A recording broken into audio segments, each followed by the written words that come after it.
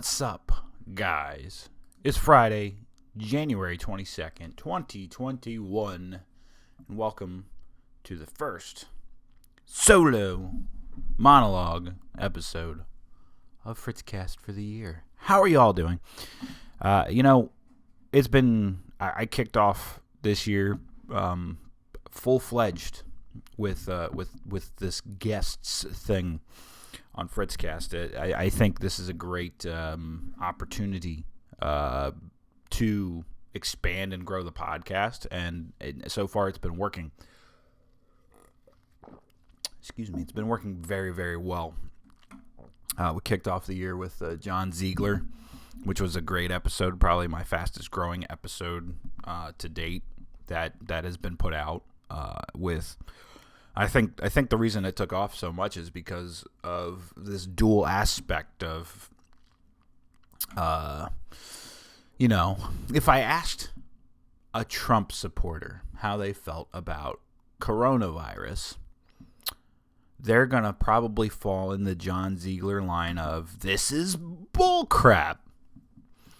So that's the example I like to use. If you ask somebody who's a Trump supporter, they're probably on the side of everything that all the response to COVID is overbloated and having negative unintended consequences and things of that nature.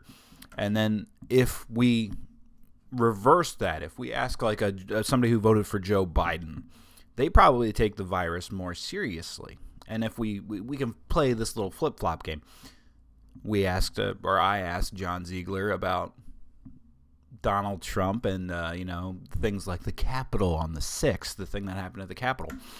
And John excoriated Donald Trump and Donald Trump supporters who thought that it was, okay to talk about that stuff. The people who were trying to justify what happened at the Capitol riots on the 6th, John excoriated them. John absolutely, and he excoriated Donald Trump throughout Donald Trump's entire presidency. So I think that's part of the reason why he was such a great guest to have on, because when people click on and watch, they gauge people and what they think they're going to think of a person off of these opinions. And they do it, and you think that you have to be solidly in this camp and you'll have all these beliefs and ideologies or whatever, and they're all going to line up. And John blows that up. So that's why John Ziegler, I think, was a great way to kick off 2021, to go back and look at 2020 and some of the biggest events that happened leading up to now. Couldn't have picked a better guest. Follow that up with Brad Palumbo, who is a rising guy, especially in terms of his podcast, Breaking Boundaries. Having him on, but he's also an analyst of economic policy and looking at things like these coronavirus relief packages and are they really helping even the littlest American, or are they just, fluffed up, full of government waste, fraud, and abuse and all that? He was the next perfect guest to have on to try to analyze some of that stuff.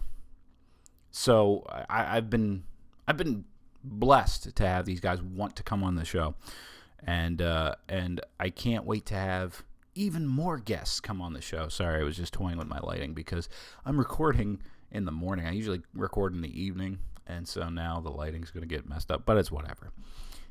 But having those guys on as guests have been really, like, the podcast numbers are now up.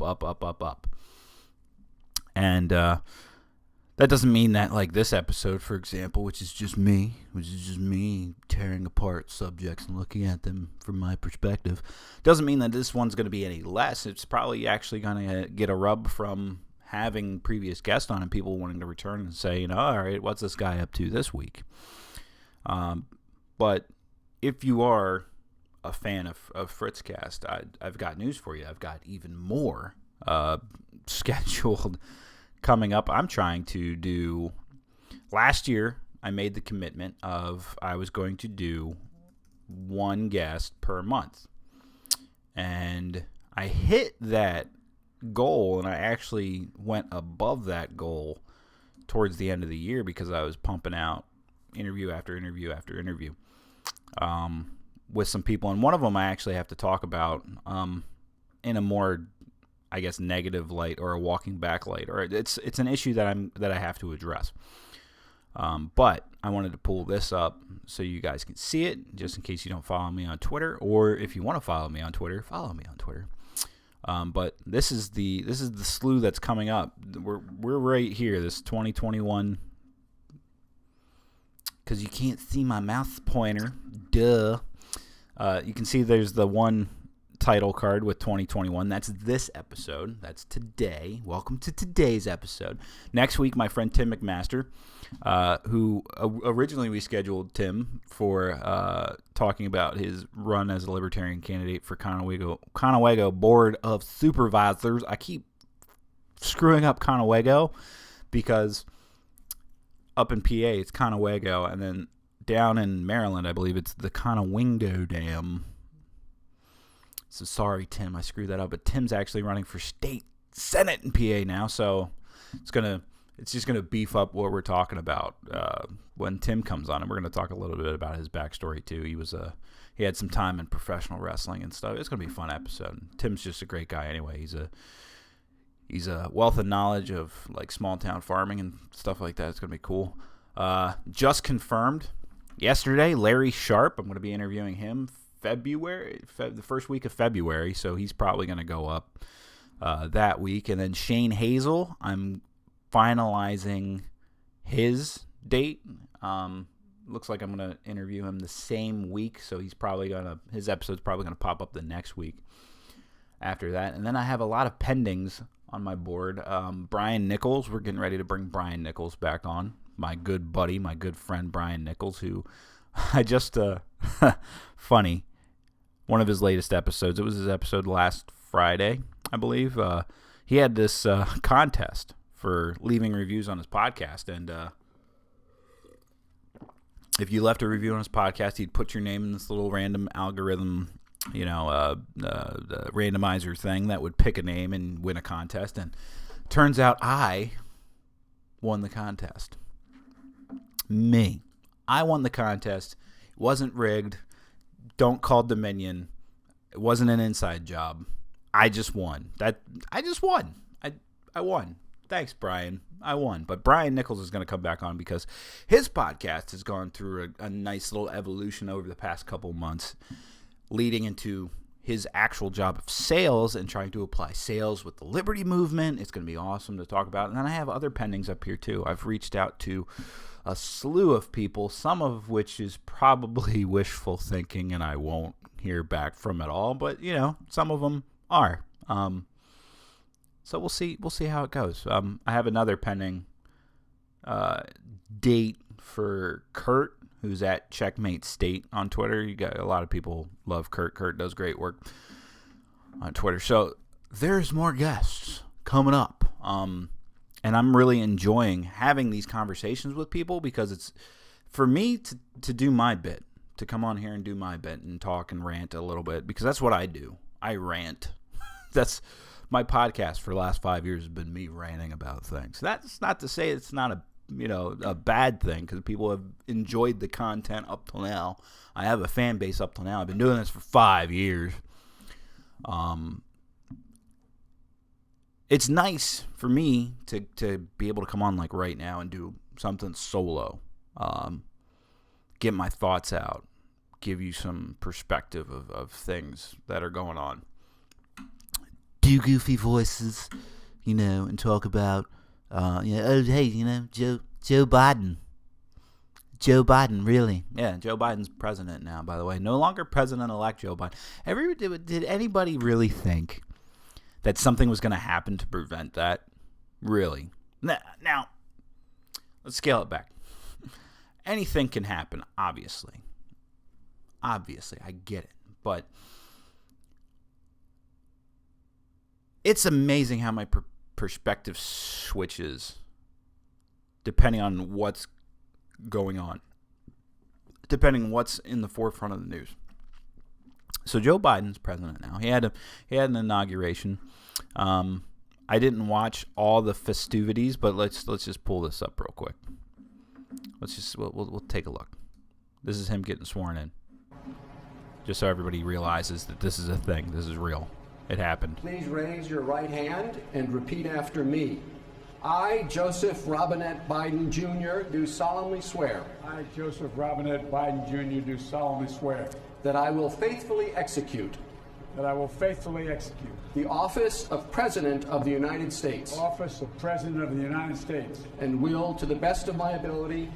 Will, to the best of my ability. Preserve, protect, and defend. Preserve, protect, and defend. The Constitution of the United States. The Constitution of the United States. So help you God. So help me God. Congratulations, Mr. President.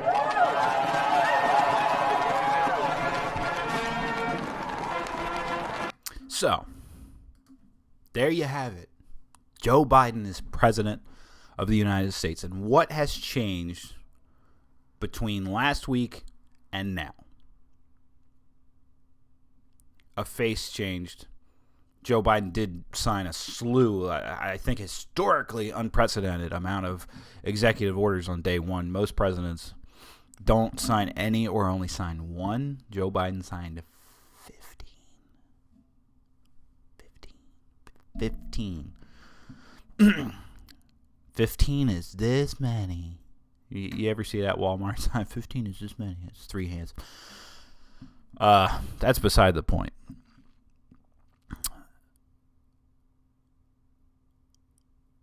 I'm not trying to choose my words carefully here. I'm not. Wheels are spinning in my head. First and foremost, people need to realize, I didn't care about Donald Trump. When Donald Trump became president, I did the same thing that I do every time somebody becomes president. Congratulate him. I give him a clean slate to judge him off of. And I have hope and optimism that they don't fumble the ball and put America in a bad situation. The libertarians probably might get a little sensitive as I talk now, because libertarians, Donald Trump wasn't our ally. There was a lot of hope, I guess, that he would have the right people in, that maybe he wouldn't get us into another war. A lot of libertarians looking back at the Donald Trump presidency like to falsely give this rub that, well, Donald Trump didn't get us into any more wars. Everybody was talking about how he was going to nuke North Korea and nuke Iran and do all this stuff and be a madman with the nuclear codes. And look, it didn't happen. Okay. We can't credit him with ending any wars. A lot of people were like, oh, he's doing the troop reduction. A lot of his troop reductions were troop reallocations into different areas. It's like playing chess and checkers to make it look like you're doing something, but not really. And so in those aspects, he's not an ally. He did nothing for us. He did nothing for us, for real. And I tried to, give him benefits of the doubt. I tried to praise him when a good policy came out, because not every policy that Donald Trump signed was the end of the world. And this is the part that I can't stand in politics. I can't stand how conflated things are. For instance, some of the response from Joe Biden's inauguration yesterday are people. And when I say people, I don't mean just like run-of-the-mill trolls on Twitter. I mean like journalists posting tweets about how we literally toppled a dictator. The last 4 years was not dictatorial. All right, Donald Trump was not a dictator. And by the way, there's never in the history of ever has a dictator been toppled by a democratic election. Ever. That's not. If Donald Trump was a dictator, he was really, really horrible at it. And I don't mean that it's horrible as a leader. I mean, like, he was a horrible dictator then. He was really horrible at instilling authoritarianism to the extreme. He was just god-awful. Put him in the books as number one at worst at being a dictator then. Seriously.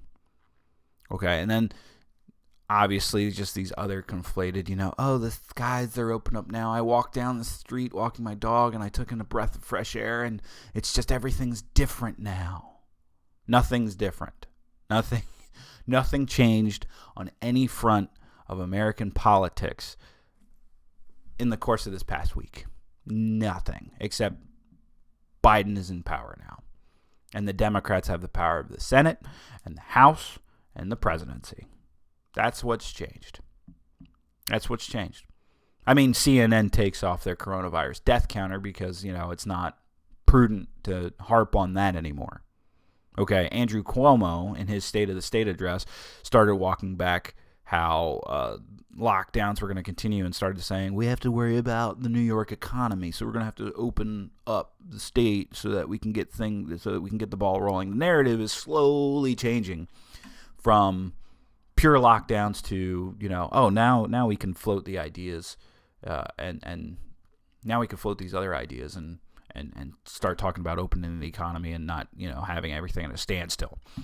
And some people are going to argue that, it's because the data is different because vaccines are out and all that. But ultimately, I feel like it's because of different guys in the seat.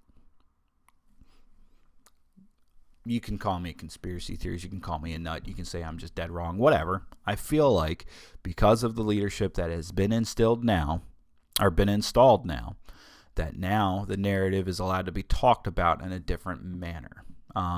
It's just like Joe Biden said on day one he was going to enact federal mask mandate. He sort of did. He mandated masks be worn on federal properties. However, it doesn't apparently apply to everybody because already Joe Biden was seen that night at the Lincoln Memorial not wearing a mask at all. And when his press secretary was asked about it, they walked it back. Oh, it was a historic night and blah blah blah blah blah blah blah blah blah whatever. Also, apparently the Senate doesn't have to wear masks. They're highly encouraged to wear masks at the Capitol and in session, but they don't have to. But they're highly encouraged, but they're not going to be fined if they don't. So there's mixed messaging and signals and stuff there, what have you. But ultimately, what has changed? What has changed? The leadership changed. And now, if you ask me, the narrative is slowly changing. But that's going to come with the wind, whether we like it or not.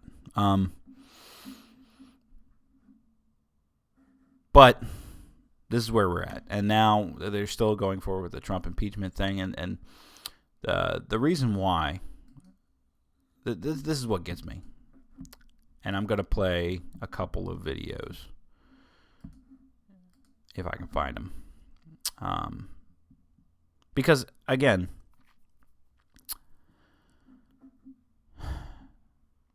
I get Biden's call for unity.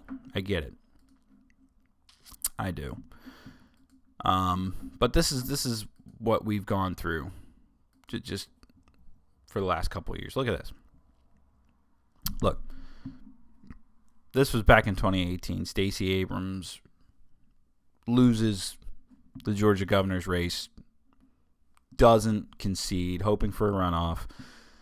Stacey Abrams did a lot of work and gets a lot of credit for the runoffs that just happened with the senatorial races and all that. She is still widely respected, but she got to run off this narrative that she didn't win an election, right?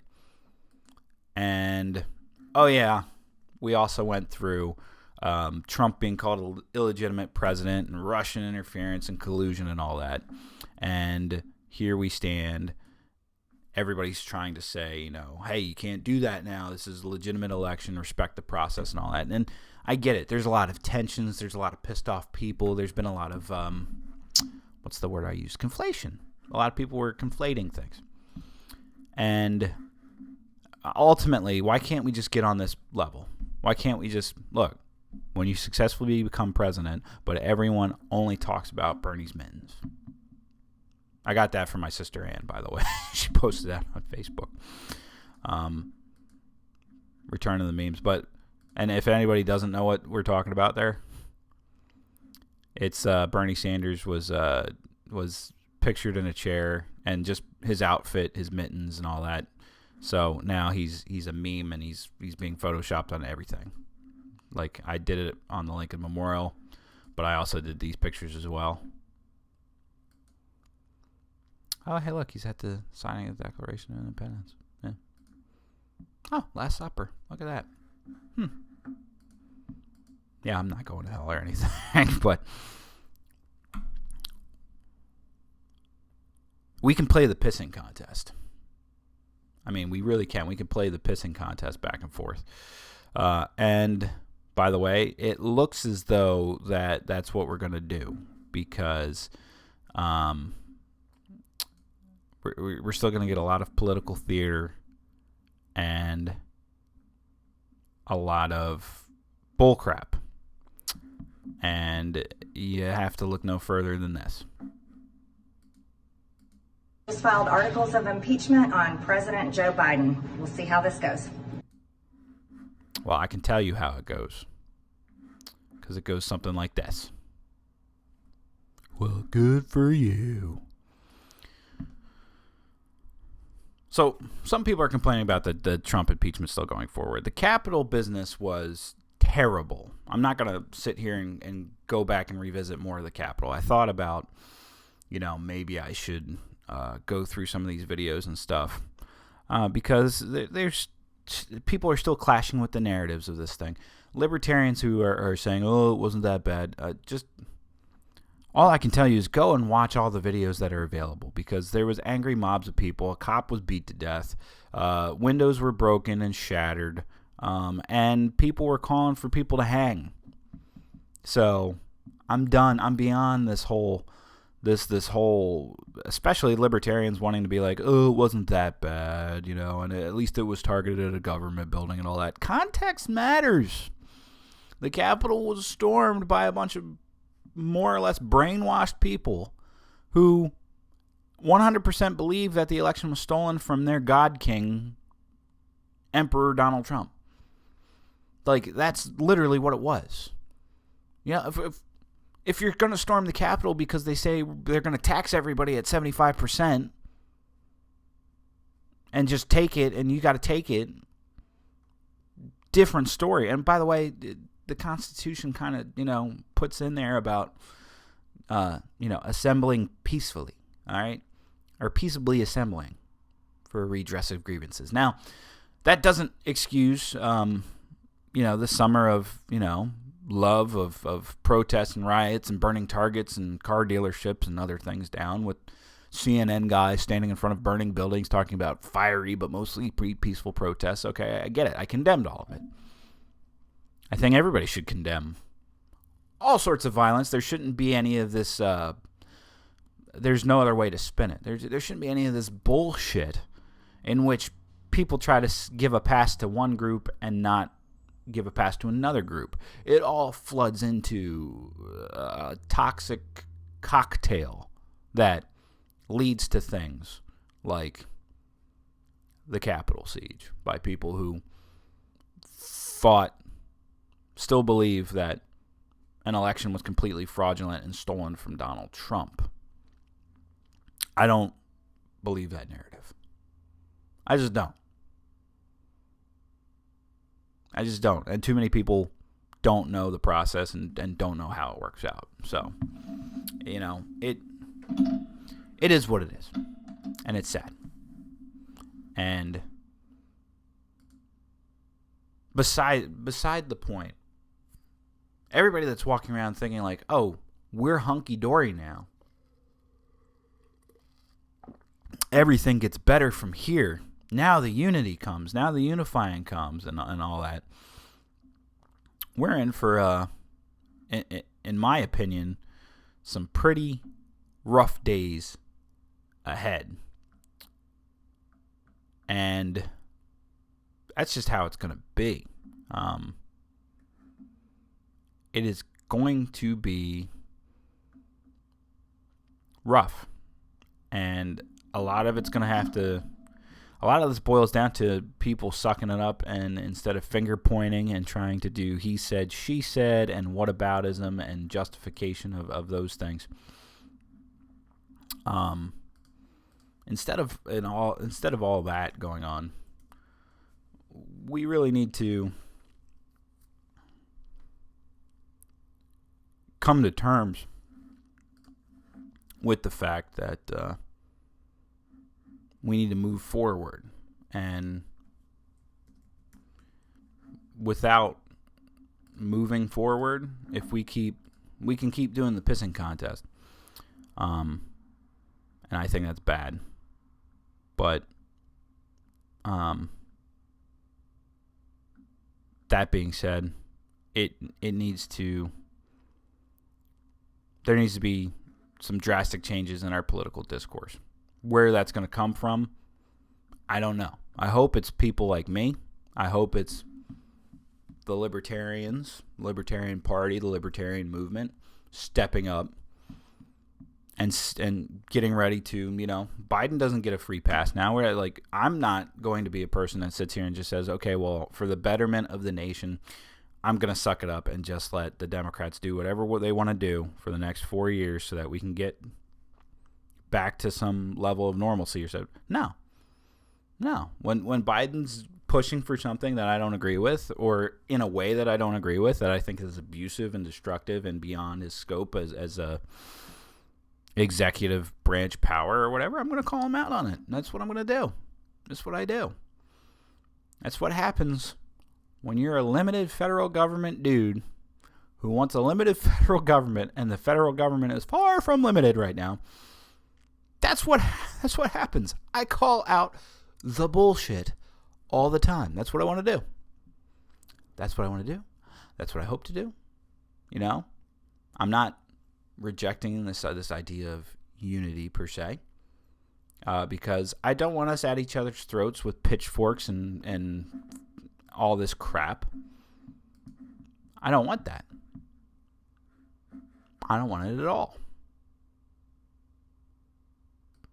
So, where do we go from here? How do we move forward from here? And how do things get better? That's the $1 million question. That's part of the reason why I have a slew of guests coming on. When we talk with Larry Sharp, Shane Hazel, Tim McMaster, it's all about how we get a better America, especially for those of us who just don't believe in what the Biden administration is going to put forward and what the Democrats and more progressive Democrats are going to put forward. Yeah, we're still going to be button heads.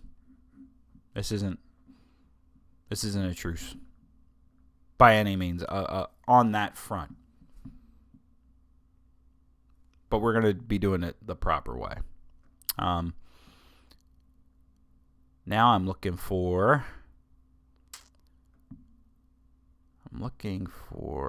the next bit, because for a while, you guys might remember back in December, I had Cliff Maloney on the program.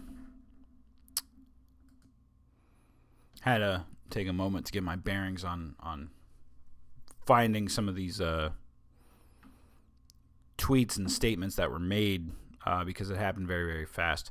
So back in December, I had Cliff Maloney, who at the time was president of Young Americans for Liberty, on to talk about the success of YAL, Win at the Door campaigns, how they had over 179 candidates elected to offices, and the accountability that they're holding to the candidates that they support. And pretty quickly, this YAL2, hashtag YAL2 movement came to light on social media, in which many, many women came forward with allegations of sexual harassment, sexual assault, and in some cases even worse than that, in which when they said that they were trying to report this to YAL administration, they were directed to an HR company, quote unquote, or source, quote unquote, as YAL outsourced HR duties to somebody. And these women were told, send in these complaints to HR. HR will handle it. Be quiet about it. Don't talk publicly about it. All that, the whole 9 yards on that. And apparently that had been going on with basically everything just being buried, not being investigated and all that, to the degree that when this came out, Cliff Maloney put out a tweet with a YAL statement, and I'm going to read this excerpt from InsideSources.com, but this was reported on Fox News and a bunch of other news organizations as well. Cliff Maloney Jr., president of Young Americans for Liberty at that time, denies any claims made against him, saying in a tweet that they are, quote, 100% false, and that, quote, serious accusations and misconduct will always be addressed at YAL. Character assassinations against a team of liberty advocates who work around the clock for our cause must stop. It was basically a scathing rebuke of people trying to make criticisms that YAL was not doing its due diligence on this. And then people who, other people came forward, Maggie Anders, for example, who is, I can't say is a good friend, but an acquaintance that I have been following on Twitter and on social media and have interacted with many, many times, put out her statement, who, as a regional director, said, quote, today I reached my breaking point when Cliff denied his own allegations. I feel for these women and want them to know I stand with them, she wrote. Quote, I was sexually assaulted by a coworker at YAL, and he was terminated after HR held an investigation. Since his termination, I have experienced social isolation and targeted harassment from members all the way up to staff. This runs pretty deep, and it wasn't just Cliff Maloney. It was also the VP as well.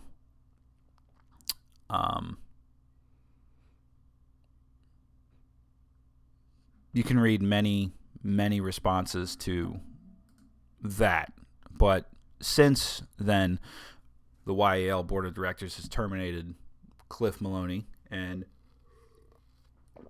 the VP of the organization as well, and is now trying to do the right thing after initially responding in a very just non-professional, non-good manner. And so I was torn for a little bit. I was sitting there. The episode that I did with Cliff is still up on YouTube and on the podcast catchers. And I was asking friends and colleagues of mine, like Brian, for example, and I said, I'm very devastated by this news. This is horrible. I feel horrible having talked to Cliff, having not at that time not having known the allegations against him and all of that. And I seriously, I was sitting here thinking, like, should I pull this episode? Should I just, nuke the whole thing, get it off the internet? And many people came back to me and said, well, you had no idea at that time. You scheduled an interview. He was making the rounds all over the news as well for the same things. The work that was still being done by the people at YAL, the people who were knocking on doors and doing all the hard work and dedicated to the cause, they're still worthy of the praise. It shouldn't be coming from that mouthpiece. But otherwise, you had no idea. And so I still haven't taken down the episode yet. I put a tag on there. I put a notice on the episode itself, especially on YouTube, linking to the story about Cliff's termination and all that. I'm very, very devastated that was happening, that went on, that women went through that the organization was not professional and not handling those things the right way in the name of basically violating everything that they stood for.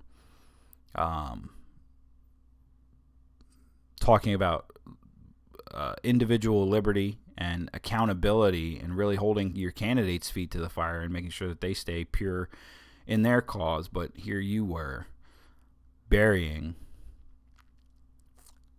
very serious allegations and not following up on them in the name of victory. This was kind of like sacrificing all your principles for the sake of winning, and it sickens me.